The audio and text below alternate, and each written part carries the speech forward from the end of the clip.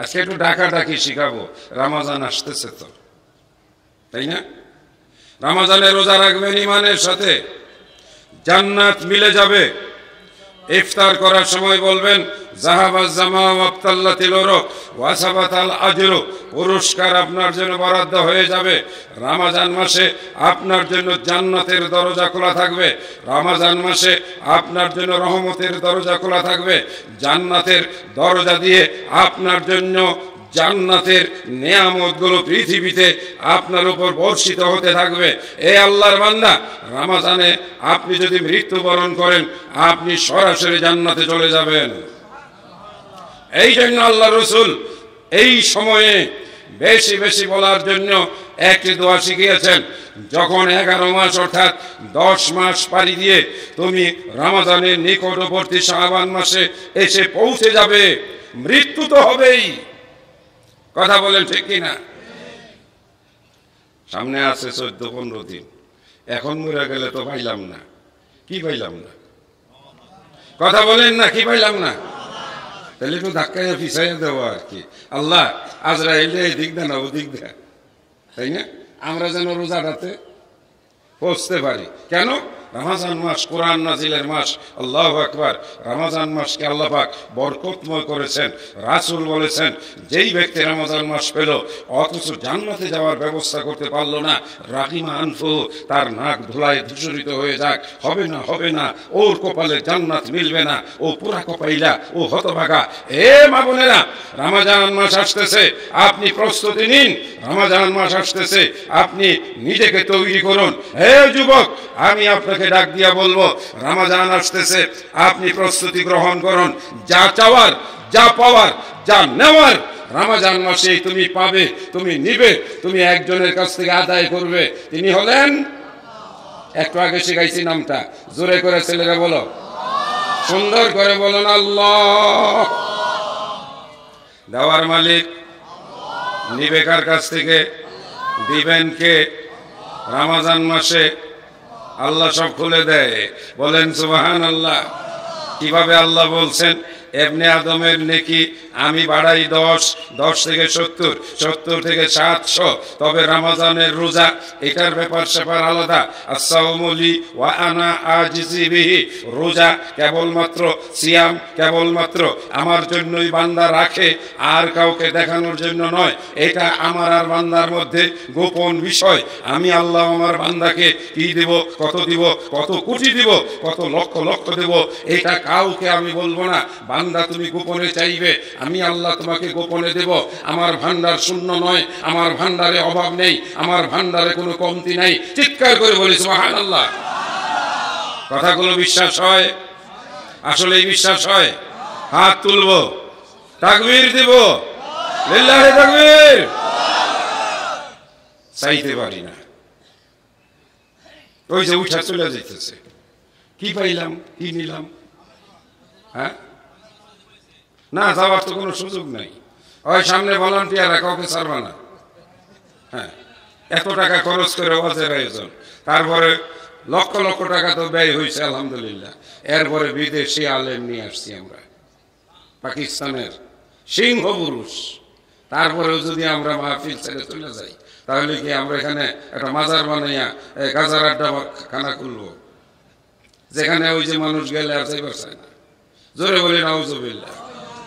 হ্যাঁ, জাহান্নামের খরিদ্দার বেশি হয়, বলেন কথা ঠিক কিনা? আপনি দেখবেন সস্তা জিনিস কেনার জন্য বাজারে বস্তা নিয়ে মানুষ দৌড়ায়, স্বর্ণের দোকানের কাস্টমার খুবই কম হয়। ভালুকা থেকে প্রায় 15 কিলোমিটার দূরে একটা এলাকা আছে ডাকাতিয়া, তাই বলে ওটা ডাকাতির কোনো গ্রাম না, গ্রামের নাম হলো ডাকাতিয়া, হিজলি বিলপাড়া।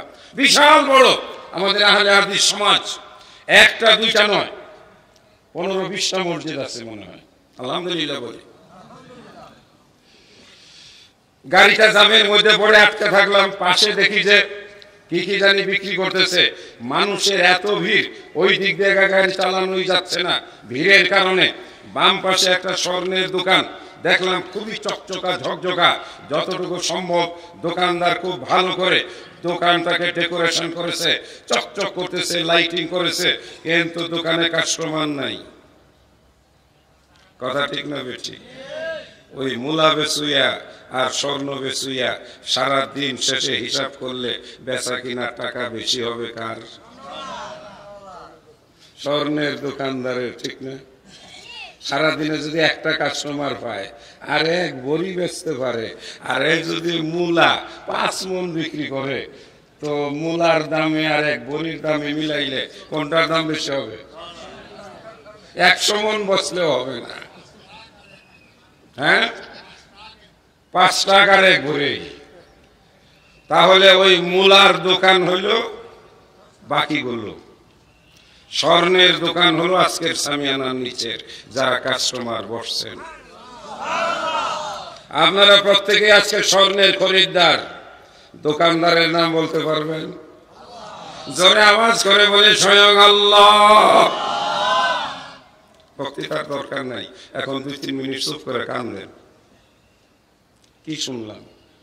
বেচুইয়াকে এটাতে বলছে ইন্নাল্লাহ আশতারা মিনাল মুমিনিনা আনফুসাহুম বিআন্না লাহুমুল জান্নাহ। আল্লাহ বিক্রি করেন, তিনি বেচুয়া হয়ে দোকান নিয়ে বসছেন। আল্লাহ জান্নাত বিক্রি করেন ঈমানদারদের কাছে, যারা মুমিন, যারা ঈমানদার। আল্লাহ তাদেরকে ডেকে ডেকে বলেন, এই আমার জান্নাত আমি তোমাদের জন্য বানায়া রাখছি। নেউয়া কই বসেন, তাড়াহুড়া করলে হবে না। খুতবা দেই নাই, যে আয়াত থেকে আলোচনা করব খুলে বসে আছি। আমি মনে করেছিলাম মুজাফফর বিন মহসিন আসবেন, যেহেতু তিনি আর আসবেন না সেই জন্য একটু সময় বেশি পেয়ে গেলাম। তবে আবার আজকে এতটা সময় নেব না, যাতে করে আগামীকালকের আলোচনা শুনতে কষ্ট হয়।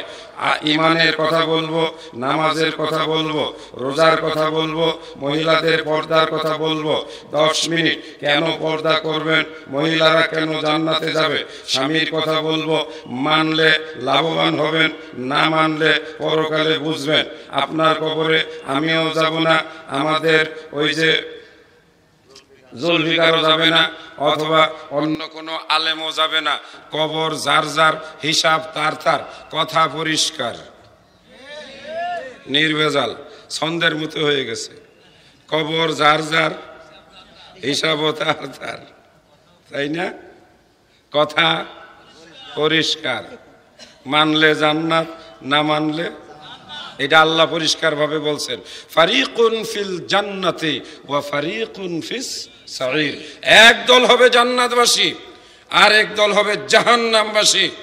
এ আল্লাহর বান্দারা, মাঝে মাঝে চোখের পানি ফেলে আল্লাহকে হৃদয় থেকে ভয় নিয়ে চোখে পানি এনে ডাক দিয়ে বলো, আল্লাহুম্মা আজিরনি মিনান নার, আল্লাহুম্মা আজিরনি মিনান নার। আল্লাহ আমাকে জাহান্নামের আগুন থেকে বাঁচাও, আমাকে জাহান্নামের আগুন থেকে বাঁচাও। এ আল্লাহর বান্দারা, যারা আজকের এই মাহফিলে বসেছেন, আমরা একজনও আবু বকর রাদিয়াল্লাহু তাআলা আনহুর নিকটবর্তী ঈমানের পর্যায়ে পৌঁছতে পারি নাই। আমরা ওসমান রাদিয়াল্লাহু তাআলা আনহুর তাকওয়ার ধারে কাছেও যেতে পারি নাই। আমরা আলী রাদিয়াল্লাহু তাআলা আনহুর সাহসিকতা এবং তার জিহাদে এবং তার কোরবানির নিকটবর্তীও পৌঁছতে পারি নাই। আমরা আবু হুরায়রা রাদিয়াল্লাহু তাআলা আনহুর মতো নবী প্রেমিকও হতে পারি নাই। আনাস রাদিয়াল্লাহু তাআলা আনহুর মতো আমরা নবীর কেউ খেদমতকারী খাদেমও হতে পারি নাই। তাহলে আমাদের কিসের এত অহংকার, কিসের এত দাপট, কিসের এত বাহাদুরি?